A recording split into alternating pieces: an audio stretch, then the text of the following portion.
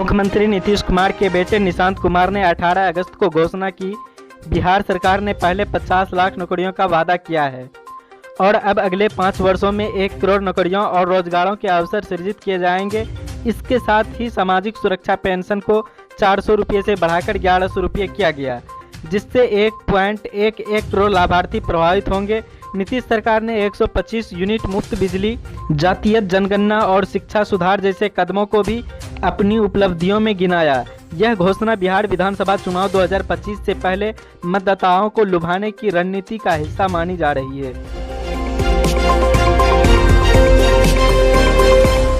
प्रधानमंत्री नरेंद्र मोदी 22 अगस्त को गया जिले के एक विशाल जनसभा संबोधित करेंगे और 12,000 करोड़ रुपए की विकास परियोजनाओं का उद्घाटन और शिलान्यास करेंगे। यह योजनाओं में सड़क, बिजली और ग्रामीण विकास से जुड़े प्रोजेक्ट शामिल हैं।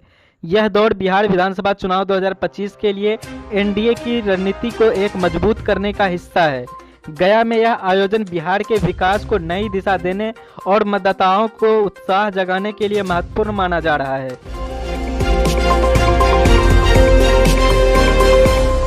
नेता प्रतिपक्ष तेजस्वी यादव और कांग्रेस नेता राहुल गांधी के नेतृत्व में इंडिया महागठबंधन ने 17 अगस्त 2025 से बिहार में 16 जिलों की वोट अधिकार यात्रा शुरू की है, जो 1 सितंबर तक चलेगी।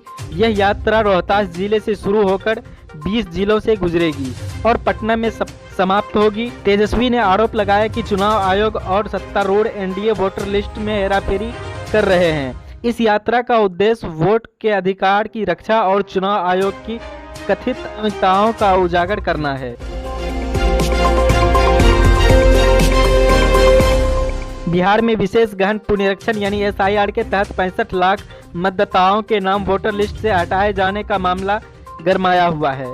सुप्रीम कोर्ट ने चुनाव आयोग से इस पर जवाब मांगा है और मंगलवार तक पूरी सूची सार्वजनिक करने का आदेश दिया है। विपक्ष दलों, विशेष रूप से राजद और कांग्रेस ने इसे वोटरों को दबाने की साजिश बताया है। मुख्य चुनाव आयुक्त ने कहा कि सूची बिहार के ईसीओ की वेबसाइट पर उपलब्ध है। इस मुद्दे ने बिहार की सियासत में तूफान खड़ा कर दिया है। जन स्वराज पार्टी के संस्थापक प्रशांत किशोर ने शिवहर जिले में अपनी बदलाव यात्रा के दौरान मुख्यमंत्री नीतीश कुमार पर तीखा हमला बोला।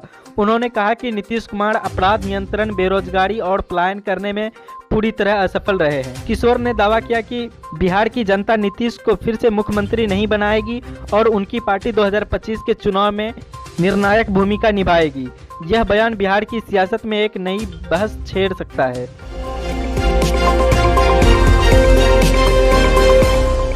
तेजस्वी यादव ने बिहार के बढ़ते अपराध को लेकर नीतीश सरकार पर निशाना साधा है और इसे तालिबान जैसी स्थिति करार दिया है। उन्होंने पटना, गया और रोहतास में हाल ही के हत्याओं का जिक्र करते हुए कहा कि अपराधी बेखौफ है और सरकार बेबस है। जुलाई में दर्जन भर हत्याएं, इसमें एक डॉक्टर, व्यवसायी और रेत व्यापारी की हत्या शामिल है। उन्होंने कानून व्यवस्था को चुनावी मुद्दा बना दिया है। नीतीश सरकार ने इस आरोप को खारिज करते हुए अपराध नियंत्रण के दावे किए हैं।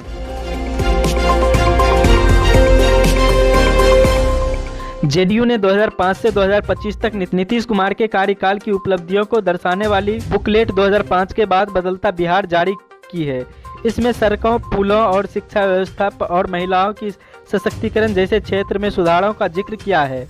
बुकलेट में बताया गया कि सड़कों की लंबाई 14,468 किलोमीटर से बढ़कर 26,081 किलोमीटर हो गई है। जेडीयू इसे पंचायत स्तर तक पहुंचकर ग्रामीण मतदाताओं को लुभाने की कोशिश कर रही है। नीतीश का नारा "मैं वोटर की चिंता करता हूं" जोर पकड़ रहा है। बिहार में हाल ही में हुए कैबिनेट विस्तार में बीजेपी ने अपनी स्थिति मजबूत की है। 7 नए मंत्रियों को शामिल किया गया है, जिससे बीजेपी जेडीयू महागठबंधन ने बीजेपी की पकड़ और बढ़ गई है। यह कदम 2025 के विधानसभा चुनाव से पहले एनडीए की एकजुटता और ताकत दिखाने की कोशिश है। हालांकि जेडीयू के कुछ नेताओं ने इस विस्तार को लेकर असंतोष की खबरें भी की है।